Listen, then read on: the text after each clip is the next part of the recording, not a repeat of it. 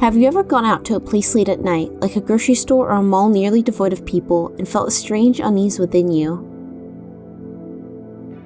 When you were a kid, did you unexpectedly have to stay at school much later than usual, and found the empty halls and classrooms unnerving? Maybe it was somehow comforting to you. If you have, you may have experienced the phenomenon of liminal spaces.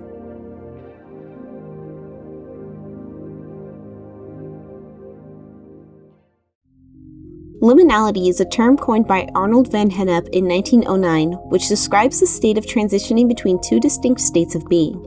In the context of liminal spaces, it refers to physical transitional locations such as hallways, waiting rooms, bus stops, or train stations.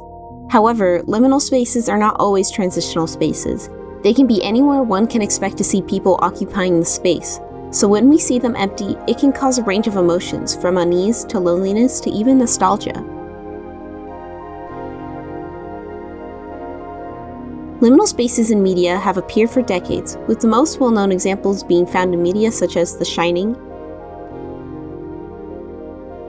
Edward Scissorhands, and the Silent Hill series. The first collection of images that align with the modern concept of liminal spaces can be traced back to a post from an anonymous user on the internet forum 4chan. In this post, the user asked other users to share disquieting images that just feel off. Under this post, many 4chan users shared images that they felt uneasy looking at, and many of these images were what we now define as liminal spaces. However, there is one thing that can be credited with causing the popularity of liminal spaces online to skyrocket. The Backrooms began as a chainmail horror story, often called a creepypasta, that was frequently posted on the internet forums in the 2010s, including on 4chan. This post on the site from 2019 shows an image of a room with yellow walls, brown carpet, and yellow fluorescent lights. The post reads, "If you're not careful, and you no-clip out of reality in the wrong areas, you'll end up in the backrooms, where it's nothing but the stink of old moist carpet, the madness of mono yellow, the endless background noise of fluorescent lights at maximum hum buzz, and approximately 600 million square miles of randomly segmented empty rooms to be trapped in. God save you if you hear something wandering around nearby, because it sure as hell has heard you." The image used in this post was not created for the creepypasta. In May 2024, it was discovered that the photo was originally uploaded onto a website in 2003, archiving the renovation of an old furniture store that was being turned into a hobby shop in Oshkosh, Wisconsin. At some point between 2019 and 2022, YouTube creator Kane Pixels found this post about the backrooms and was inspired to create a short analog horror film about it. On January 7, 2022, Kane uploaded his video, The Backrooms Found Footage. This video starts with what appears to be an unedited recording from an amateur film being made by a couple of teenagers. A cameraman takes a few steps back and suddenly falls or no-clips through the floor, landing in a room with yellow walls, carpet, and buzzing overhead fluorescent lights, just like the one found in the image of the 4chan post. The cameraman wanders around the space with seemingly endless halls and no life in sight. However, at the end of the video, he's suddenly attacked by a strange black creature. He falls down a hole and suddenly appears high in the sky back in the regular world and subsequently falls to his death. This video went viral online, with it currently sitting at almost 70 million views on YouTube. The popularity of his video series is what brought liminal spaces into the mainstream consciousness, inspiring other people to create their own stories in addition to the lore of the backrooms, as well as games based off of popular liminal space imagery.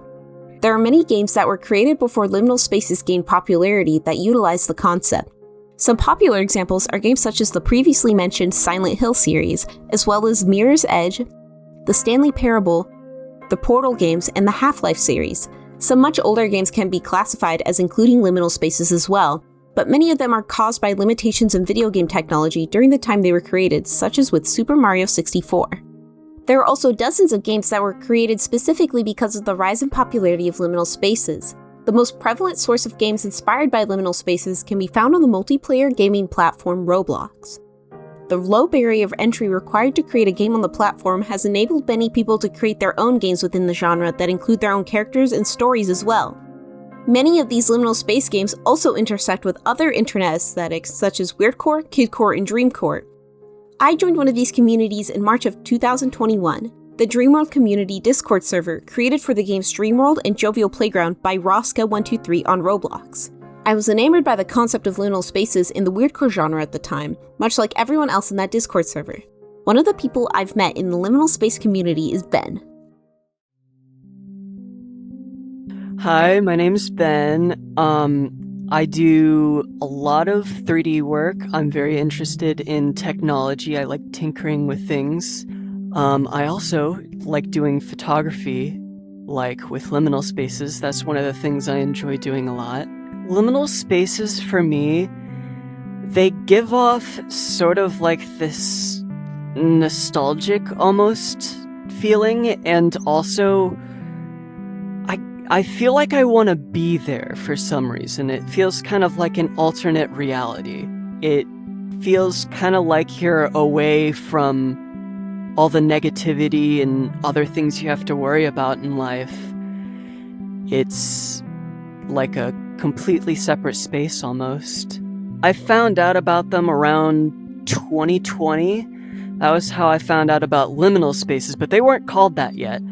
And I think this was before the backrooms became a thing as well. And from there, it eventually got a name. I started getting into more spaces like weirdcore and dreamcore and stuff like that that incorporated those kind of dreamlike elements. And it kind of went off from there. It especially feels like special, sorry for repeating words, to me because of the fact that I feel like this is my community, basically. Something I found myself rather than having introduced to me by like someone else that I know. But this, the community, the friends I made, the relationships that I made with people, all of that I found on my own.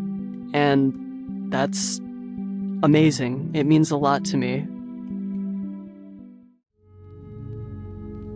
I moved to Oregon in August of 2022, right in the middle of the liminal space and backrooms popularity boom. Liminal spaces, weirdcore, and dreamcore were a huge part of my life at the time, and I was an active member of the community. Liminal spaces are comforting to me.